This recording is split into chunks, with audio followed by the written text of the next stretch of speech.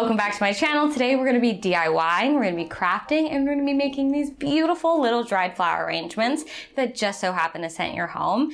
I really like this concept in general because there are parts of my house that are really dark that I can't put flowers in, and that's just a shame. So the idea of putting these little dried arrangements in those spaces to make everything come to life is a really fun idea for me.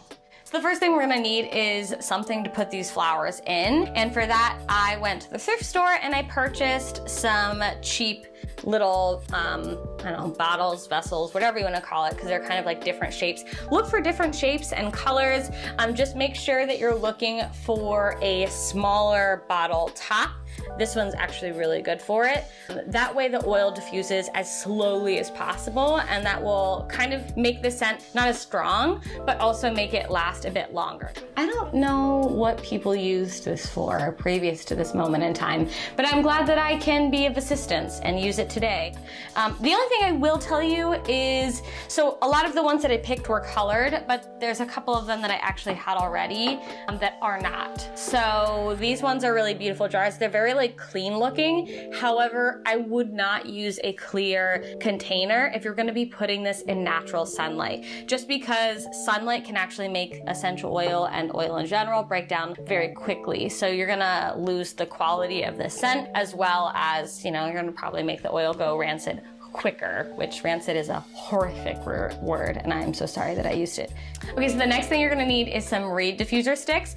I've chosen to go for different types of colors, and I'm gonna theme each arrangement around the stick color. You can choose whatever. These are super cheap. If you wanna spice it up just a little bit, I am really into using these diffuser flowers.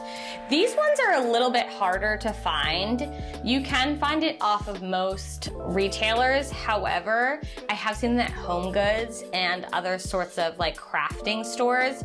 It's kind of foamy at the very base of it. I don't know if you can see.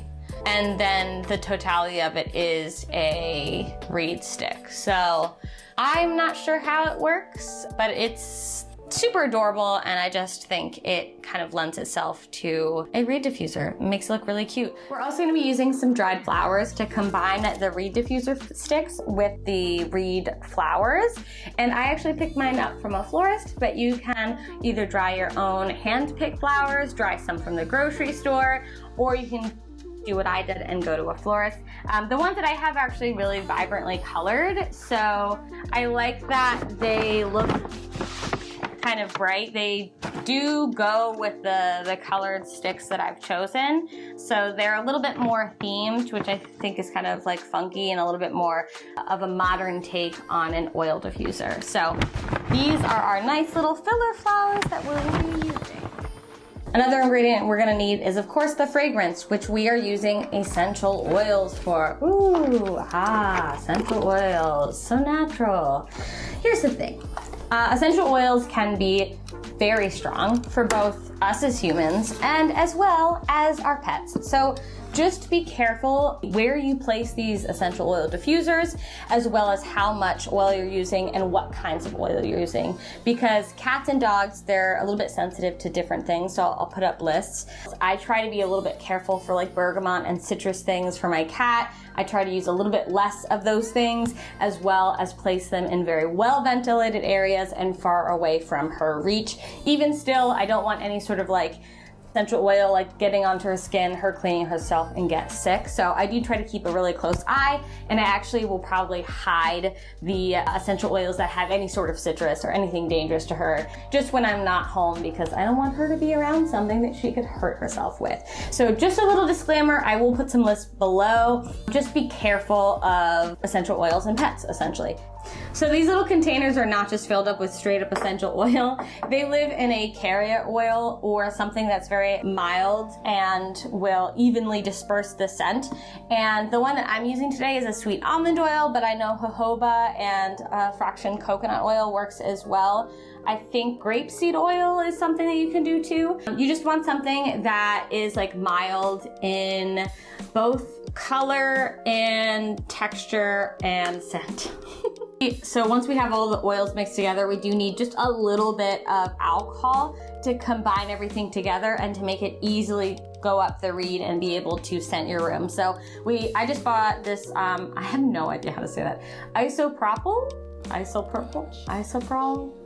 don't know, alcohol. I use alcohol that's 99%, and just a very tiny little bit of this will combine everything together and make it evenly distribute to scent your room. Now that we have all the things that we need, here's what to do. I'm going to make the scented oil first in a separate container just to be sure everything is mixed well, since the tops of our vases are so small. The basic recipe of a reed diffuser oil is a 1/4 cup of carrier oil, about 30 drops of essential oil, and a 1/2 teaspoon of rubbing alcohol. For this diffuser in particular, I wanted it to look and smell warm and cozy. For that, I'm adding 10 drops of vanilla, 10 drops of sweet tobacco, and 5 drops of bergamot.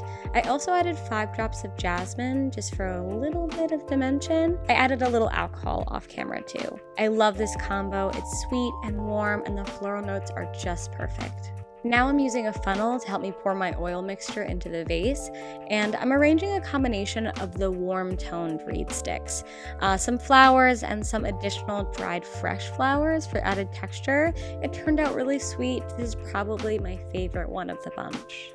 I did end up making one for my kitchen, which is not somewhere my cat frequents, so I did use 10 drops of lemon oil, 10 drops of sandalwood, 5 drops of geranium oil, and 5 drops of ylang oil. I'm not quite sure how to say that.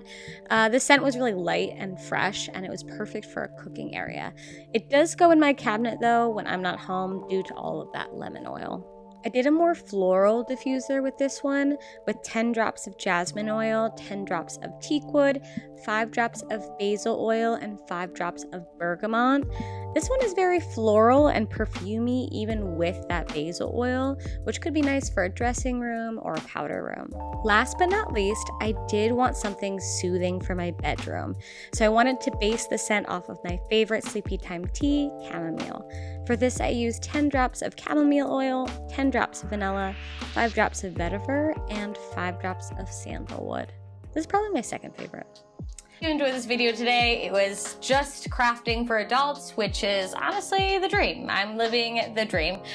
Just as a reminder, you will get a couple of different diffusers. This will last you for a very long time. The diffusers will last about a month, depending on the packaging, whether it's clear or whether it is colored. But you'll notice when it stops being scented anymore. A way to kind of revive it is every week I would flip the diffuser just so that it is getting evenly diffused into the room. And yeah, it should last you a little bit of while. It should add scent to darker places of your house, less inviting places of your house, like your bathroom. My bedroom's really tiny and dark, so it just makes it kind of like sweet and moody, I guess. If you guys have any essential oil blends that you enjoy for your diffusers, I'd love to hear about them. And if you did like this video, please like, comment, and subscribe, and I'll see you in the next one. Thanks so much. Bye.